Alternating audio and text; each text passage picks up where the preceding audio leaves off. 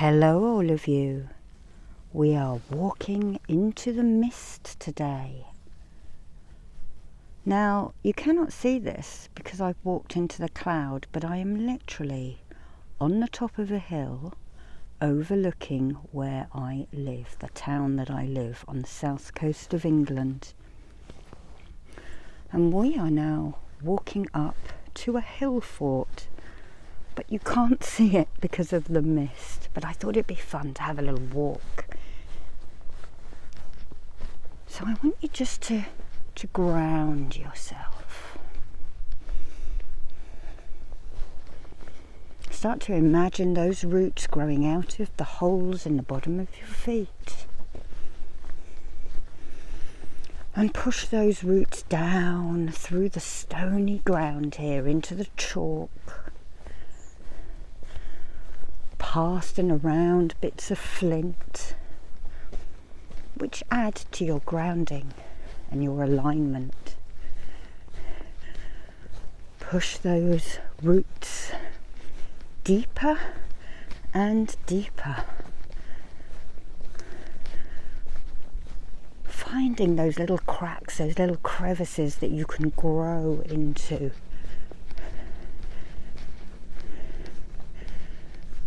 And then find yourself a giant piece of flint to wrap those roots around. As we now protect, imagine a beautiful beam of sunlight encasing you, reaching you, all of those parts beneath your feet, above your head, those energetic centres out of the body as well. And just feel that protection as we walk the misty, frosty pathways of England. And this is gorse. This is one of the very spiky, and they will become brown as the plant gets older and be really, really painful spikes. But they have beautiful yellow flowers. We may find some on the hill. But this is a plant that brings joy and laughter, lifts your spirits, and you can see one of my videos within the gorse. And here is it growing in its younger stage, and these are soft. So the young animals, the horses that are going to be up here, the cows and the sheep will eat this as it grows now because it's soft and juicy and tender. And the flowers of the gorse are bright yellow and they smell like coconut honey, a bit like Hawaiian tropic suntan oil. I kid you not. And this is called Old Man's Beard. This is a wild clematis. And these are the seeds. And they coat the countryside at this time of year, making it look white and cloudy. And I think the old man would have been the green man from pagan and folklore here in the British Isles.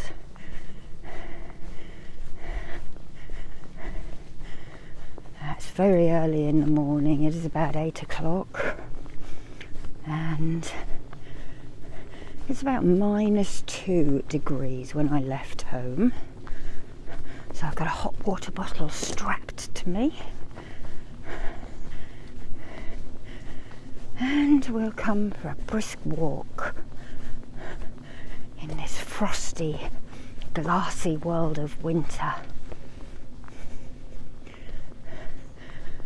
And yesterday we actually stepped into solstice energy.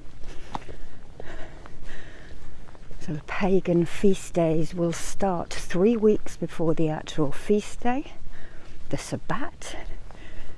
In this case it would be the solstice, And they carry on for 3 weeks after. Now here is the gorse flower. We also call it the furze. And it is said that you can always find a gorse flower. This particular one is sheltered because there's a nice tree behind me.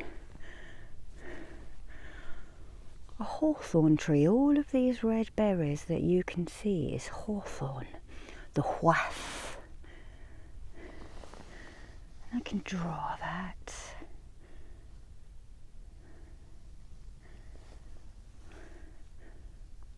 Hawthorn is an action plant, or tree rather.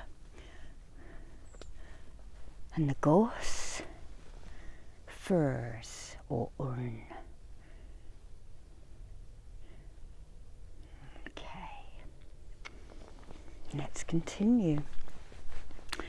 Now all along this bank in the summertime, because there's a field there, all along this bank there are England's only poisonous snake, the adder.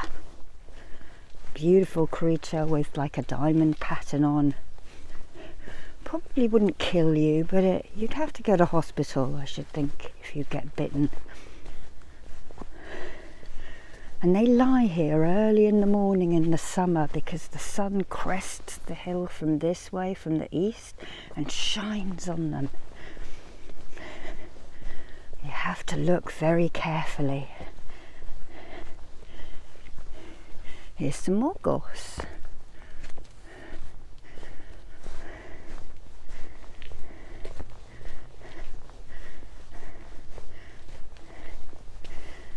And I just love the countryside at this time of year with all the frost on the brambles, the mewing. Let's draw that for you. Bringing joy, bringing abundance, good vitamin C, bringing happiness. Blackberries also stand for generosity because we share them. We share where we find them. We share them in puddings and we make wine out of them. But after October, you are not supposed to pick them. A very elderly man I garden with, who's about 94 now, he said after October you leave them for the witches.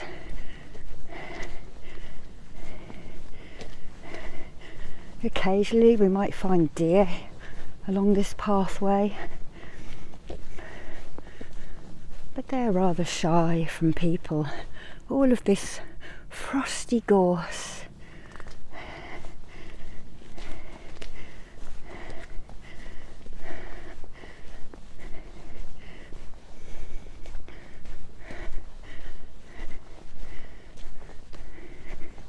So apologies if I'm heavy breathing as I walk, but it is all uphill.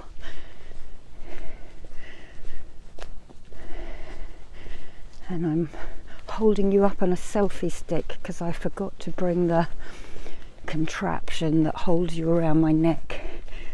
So I do apologise if this is a bit bumpy and lumpy.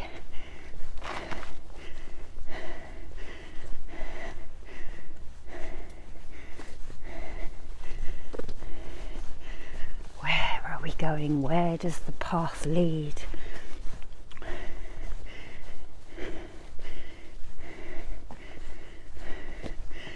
Every now and then I feel a need, I can't explain it, but a need to get out into the wilds.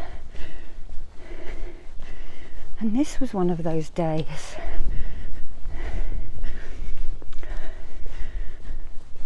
We are battling with a lot of rain in England at the moment, so I'm taking advantage of a dry, sunny day.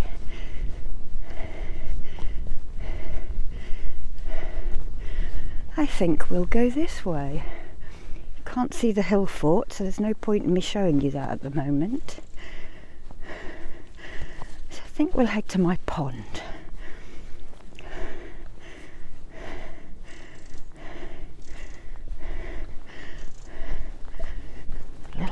birds are even quieter today. Somehow the mist, like snow, quietens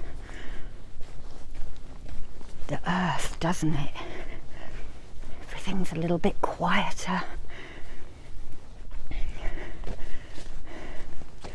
And a little bit more still.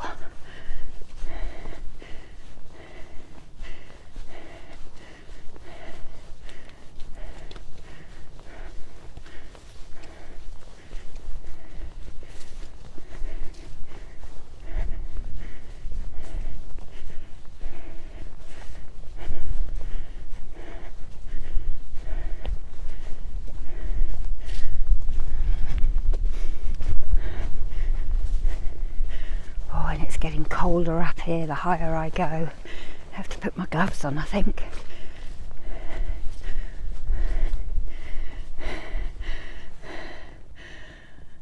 And if the mist wasn't down, you would be looking at the sea right now, about 2 miles away, maybe 3, and that would be the English Channel.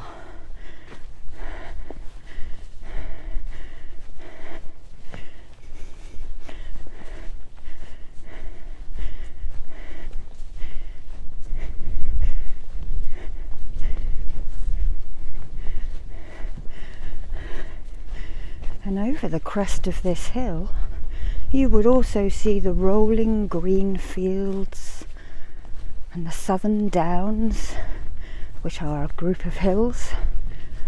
You would be seeing greenery, patchwork, quilt of greens and browns. But it is misty, murky. Right, I'm just going to put my gloves on. So you might wobble a minute. Get the other one out of my pocket.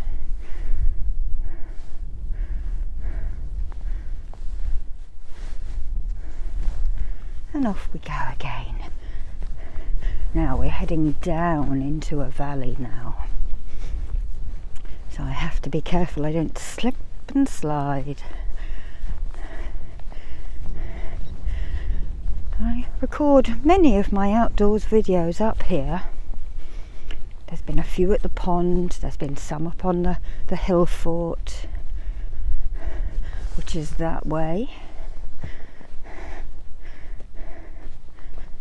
We really are in an ancient part of the world. Well, everywhere is an ancient part of the world, but there have been humans living here since the Neolithic. The flint that they quarried here has been found in the Middle East, made its way through all of those trade routes. There's a little gateway you could go through to walk to the hill fort. There's cows in there. I don't do cows or cattle. Hopefully we'll be okay, because I'm a bit of a chicken when it comes to herds of cows. Okay, so now we're heading down this hedgerow. I'm going to go very slowly, little baby steps, because the chalk and the mud is very slippery.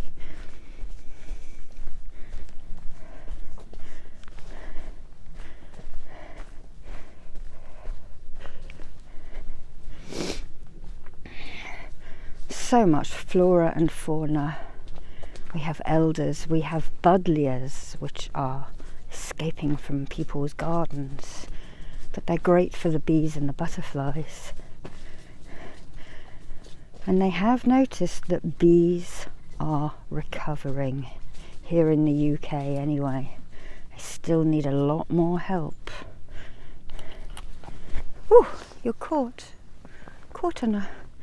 on a bramble.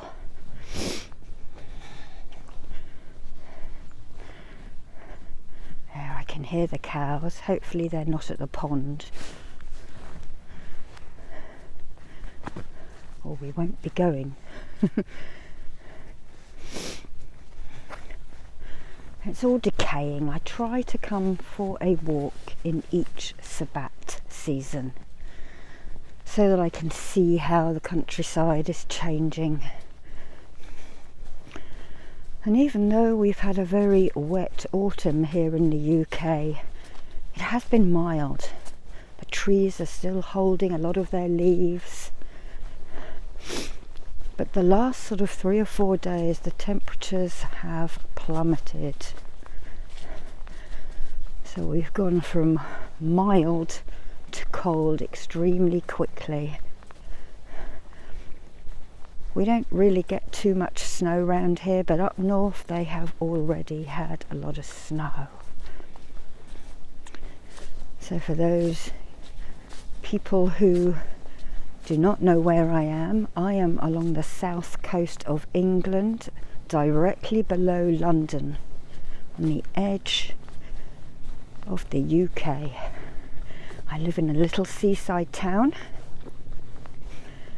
with these hills behind me, so I get the best of both worlds.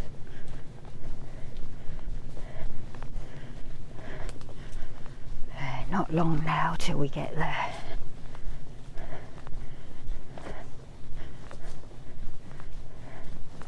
We're walking through a lot of brambles. We are walking underneath elder trees and roses. All to see these wild rose hips here from these rambling roses. And through the clematis. This here is a yew tree. Yeah. Let's draw that. Yeah.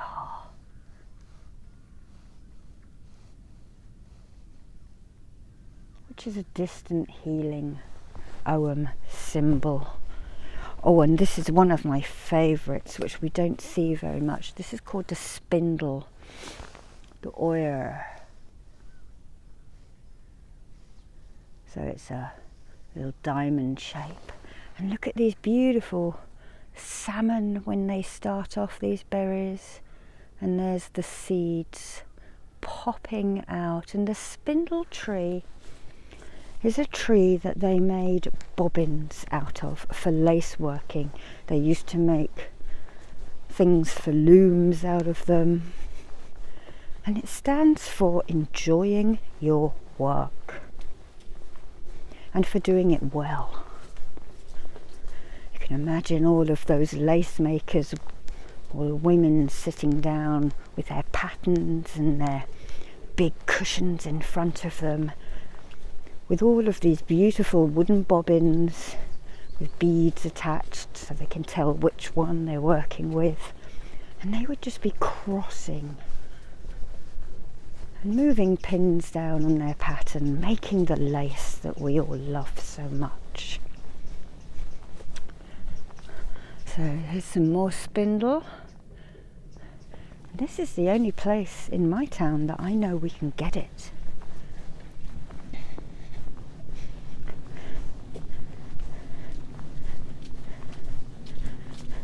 So we're still heading downwards into this valley where the little pond is that I like to sit at.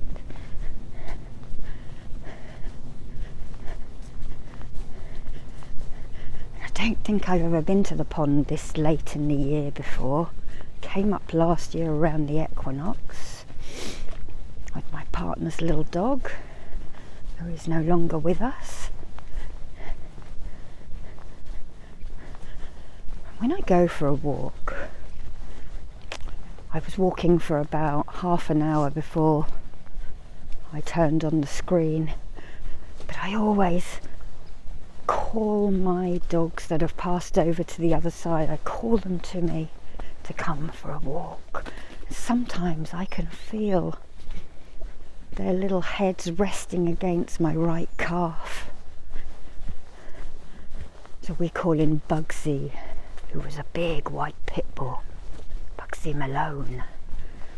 We call in Brandy, a little Jack Russell with a brown head. We call in Archie, the ginger Staffordshire Bull Terrier, and we call him Alfie, my brown brindle Staffordshire Bull Terrier. Come and join us. We ask any guides, any fairy folk who are friendly to come in and help us today. And now we are in the valley. So we are very nearly there.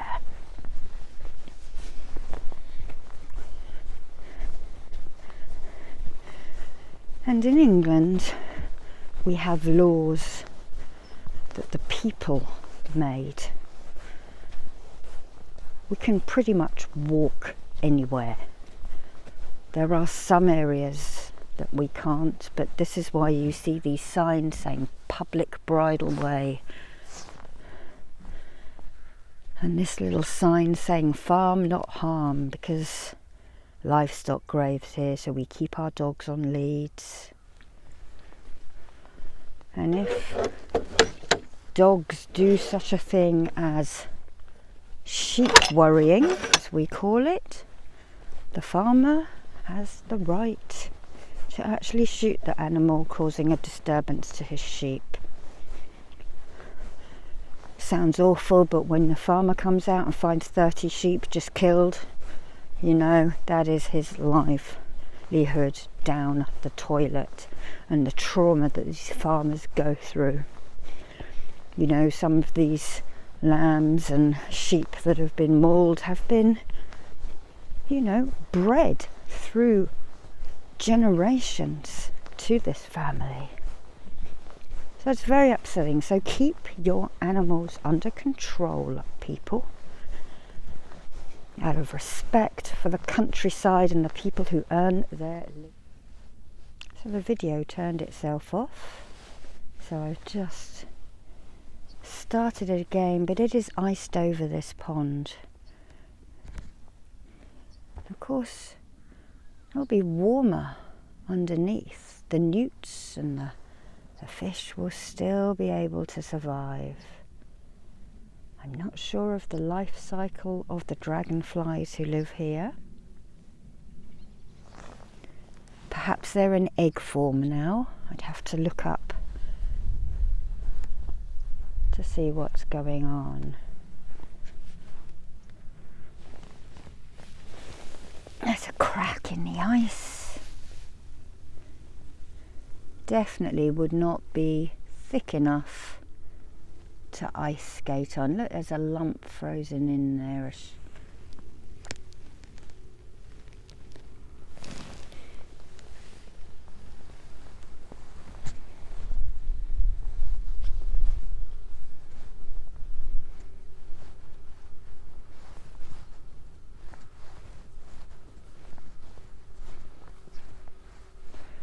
And this is the side I normally sit on.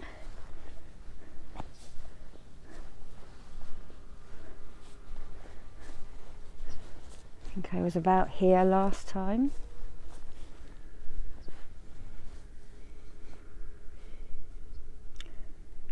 And these type of ponds are actually man-made. These are called dew ponds. And they make these for the livestock so that they have somewhere to come and drink. And of course in the summer they evaporate. And other wildlife, of course, can drink. And if you want to bring the wildlife into your garden, a pond is the way to do it. It doesn't have to be huge, but a pond is the way to bring the wildlife in.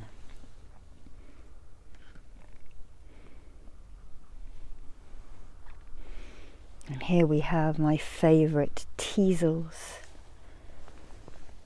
Beautiful purple flower in the summer. And of course this is what you would have used to brush your hair in oldie England.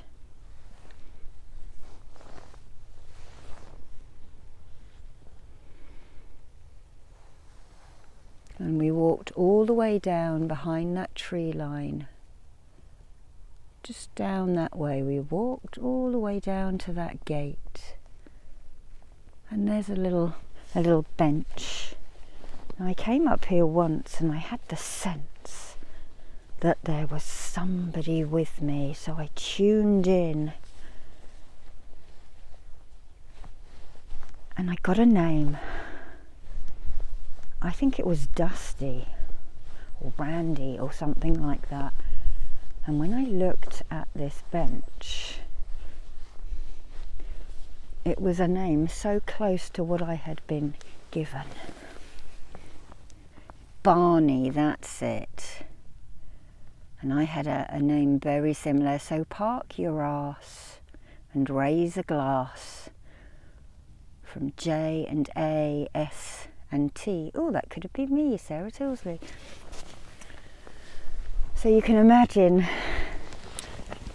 that Barney was quite a character. I bet him and his friends used to come up here with some bottles of beer and a picnic, excuse me, and sit here and laugh and joke and enjoy the countryside.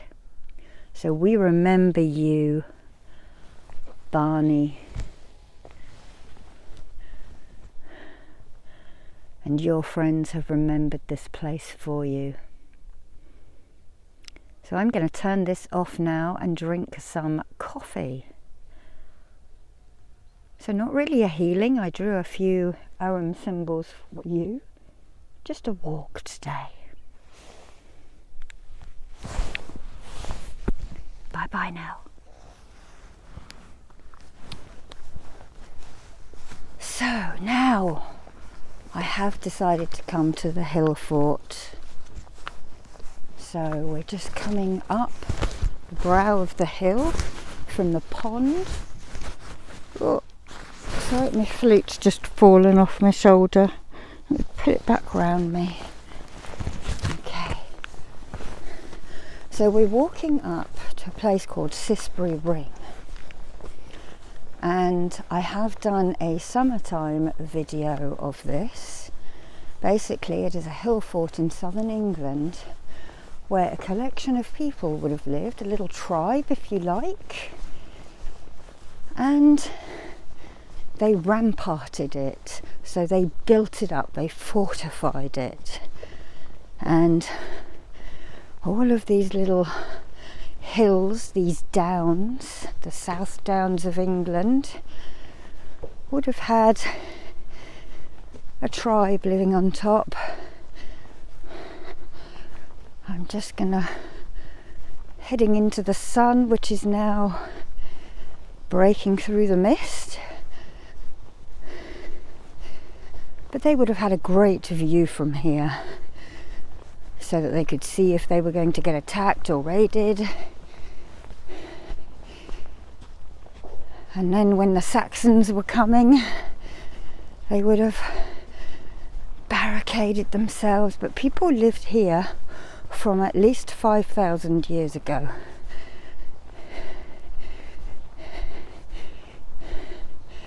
There, you can't properly see it.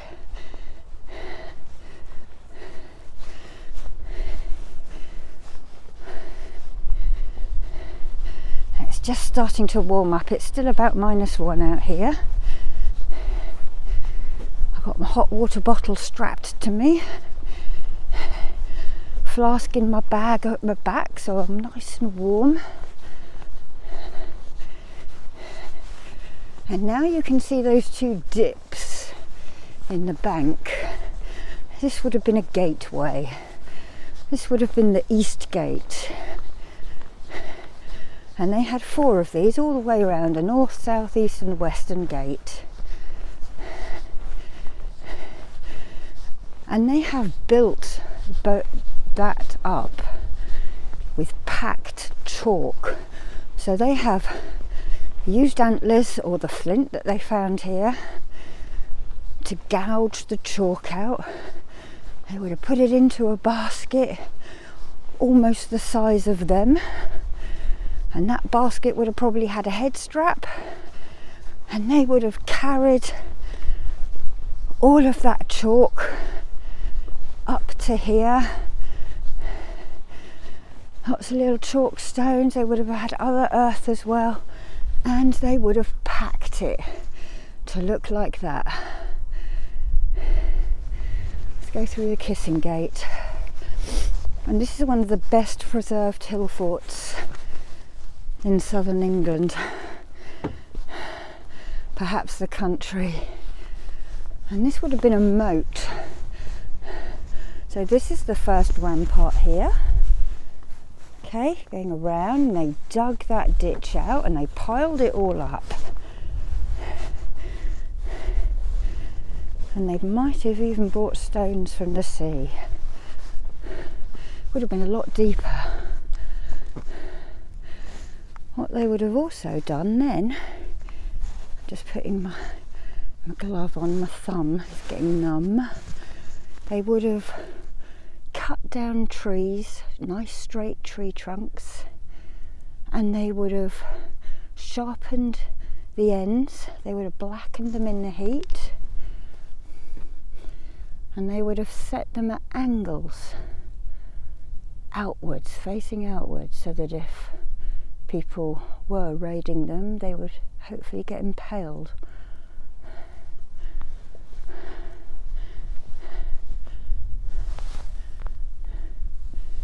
It's a very popular place for dog walkers.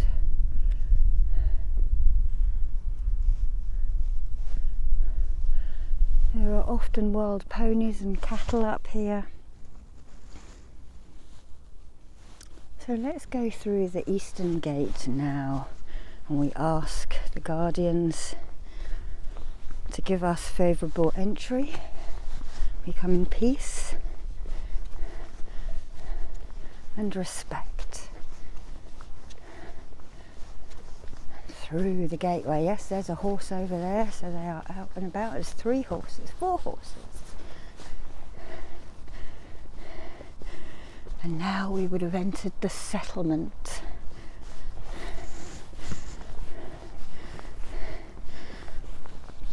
And somewhere up here, you see the horses there? Somewhere up here, when the Romans took over this part of the world, they knocked down the navel stone, because there was a big standing stone up here, and they built a temple to Diana, or Artemis. Let's go over, get a little bit closer so you can see the ponies.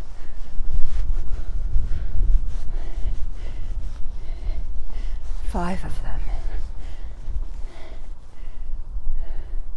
Nice to see them up here. They've only been up here for about the last 15 or so years.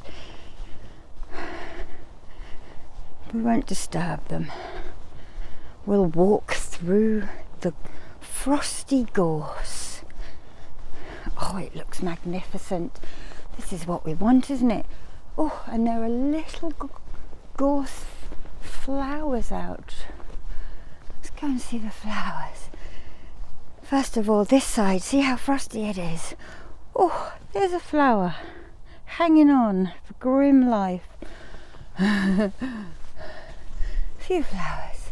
And then over here where the sun is already hitting it, we have the gorse, the un. Put my nose in. Oh yes, there's that coconut, that Hawaiian tropic. It literally smells like Hawaiian tropic. Doesn't that lift the spirits?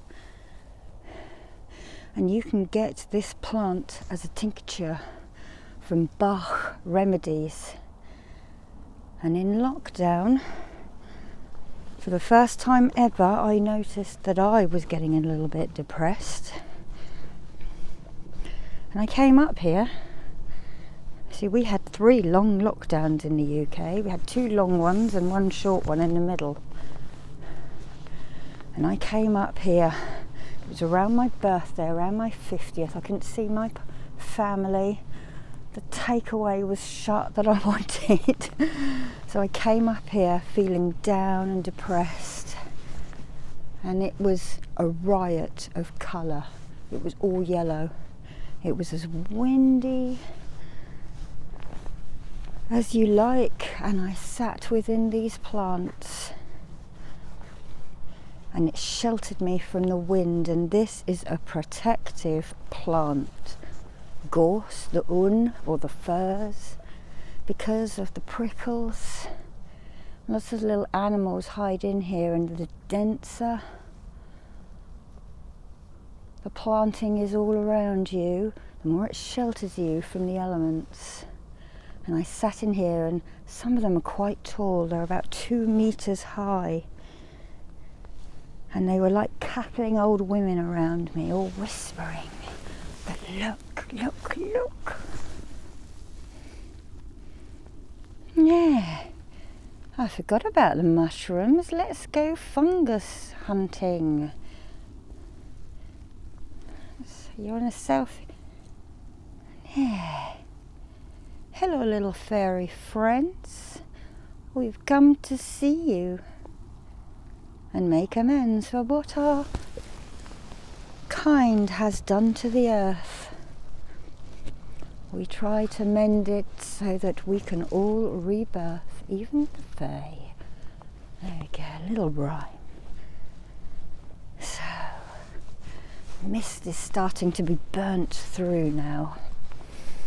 Oh, I love this place. This is where I learnt my magic, my paganism, my druidry.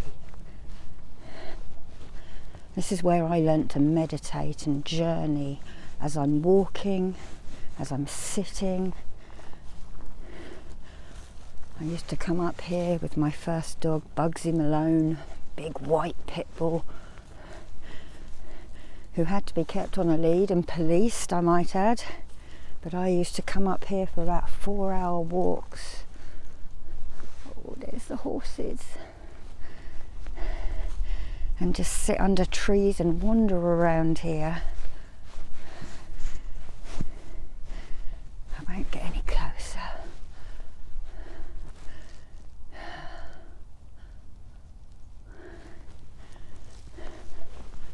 Somebody's tied a cludie on the tree, 2 cludies. The pagans have been here. We are everywhere. And that marker up there, it's not a standing stone, it is the height of the top of the highest point of the hill. Anyway, we're going to go back down this way.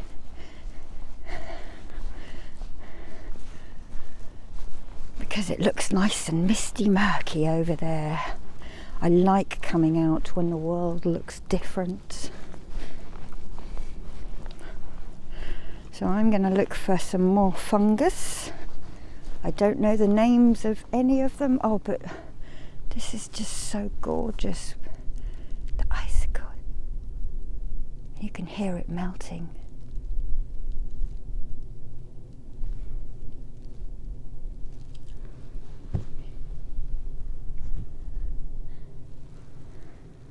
The frosty furs. The furs. Yes, I was talking about the gorse. Yes, it uplifts you. By the time I got down to the town and I was about to tread on the road, and I could feel this really heavy chi. And I thought, this is not mine, this is collective. And I came home and I had some of this Bach remedy, gorse. And I started to take a little bit in my water, and I also put it on certain pressure points that the Chinese use. And I reckon within 36 hours I was happy and back to my normal self. So a really good one if you're exhausted, if you're fed up, if you're brooding in any way, shape or form. Gorse, G-O-R-S-E, Bach flower remedy, to bring you the joy of England, or one of them.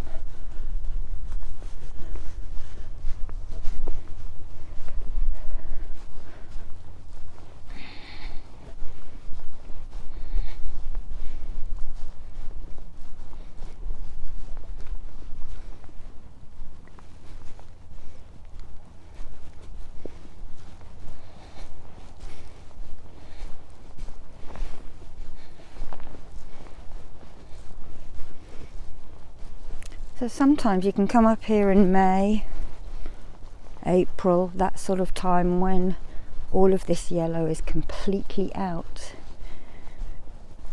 And there is also a mist, but sometimes the mist is like dry ice in the old 70s discos, and it's sort of up to your waist. And all you can smell is coconuts. It's bizarre. Well, I'm not seeing that much mushrooms actually. They're probably not on this path, they're probably in the wilder parts. Let's walk off the path a bit.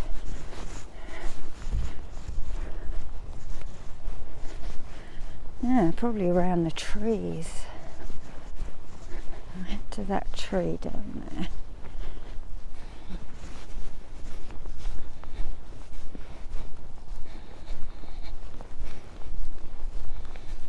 See, some pockets are more mistier than others, aren't they? It's quite clear where I'm walking now, where the camera is, but ahead. Let's swing down here.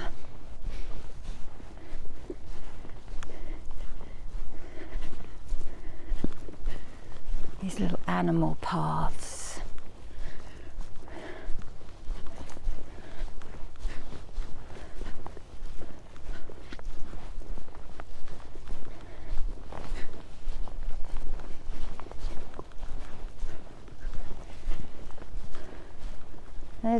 There's a spent mushroom. To give you an idea on size, that is about 6 inches across. They're like huge, they're like tea plates, sandwich plates. Yeah, I should have come up here a little bit earlier really, maybe in November. Mid-November they would have been out more. So we have this old frosty tree here.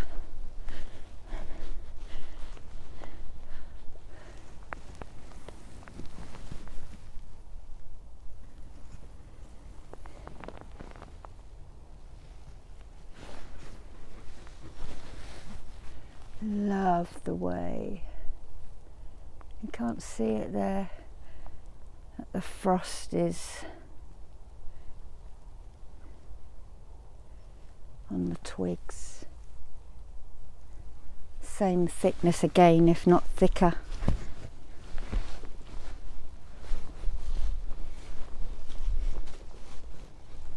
Might be able to see it more over here.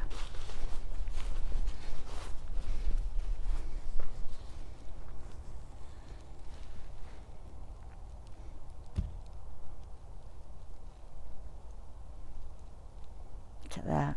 Winter wonderland. And the frost is on the north side of the twigs. Can you see that? So that is the coldest part, isn't it? At this winter solstice time.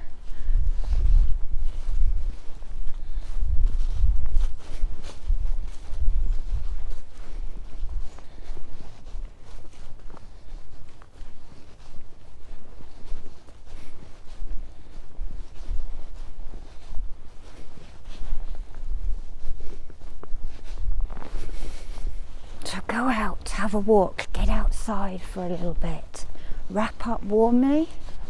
There's no such thing as it being cold, you've just got to have the right clothes. But if you can't get out, maybe sit outside and have a coffee on your front stoop. Look up into the trees and the sky. The fade back time of the year.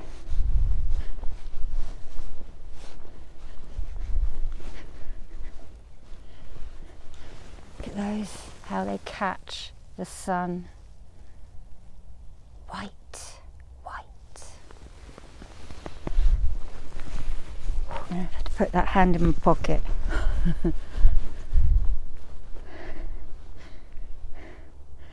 And that sunlight bathing us, trying to get through That sun is just warming its nice rays in the southern hemisphere, and they're enjoying that summer now.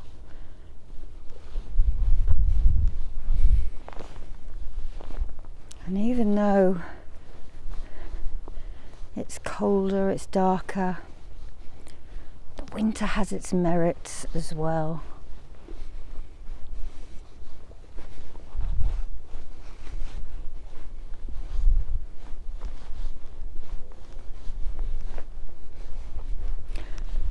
It's different. It's quiet.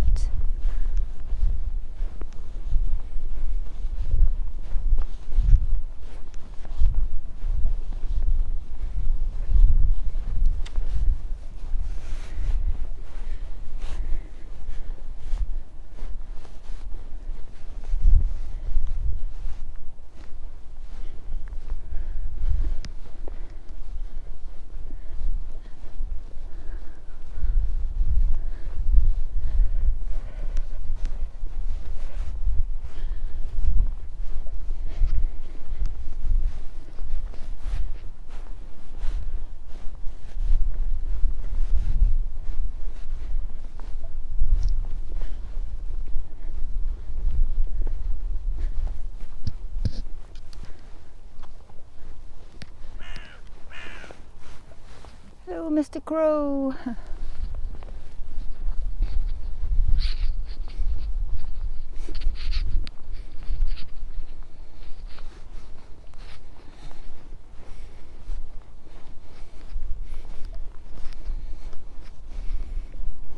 I missed mushroom time this year. Hardly seen any. I'm glad I looked down then so I could show you that one back there. And now there's that gateway again. So we just did a tiny loop of this hill fort.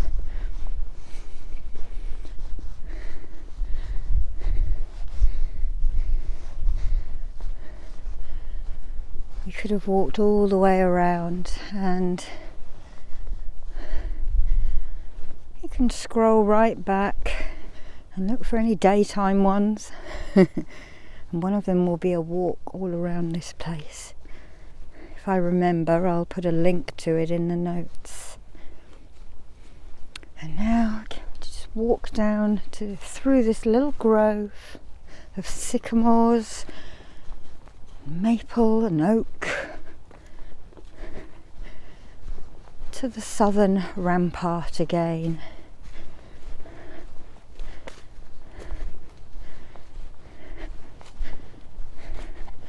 Imagine living up here, and it is normally windy, I might add. Today it is very still, which is unusual for where I live. Would have been so cold, these little huts. There would have been pits where they would have been digging the flint on the other side of the hill. And it would have been a hard, hard life.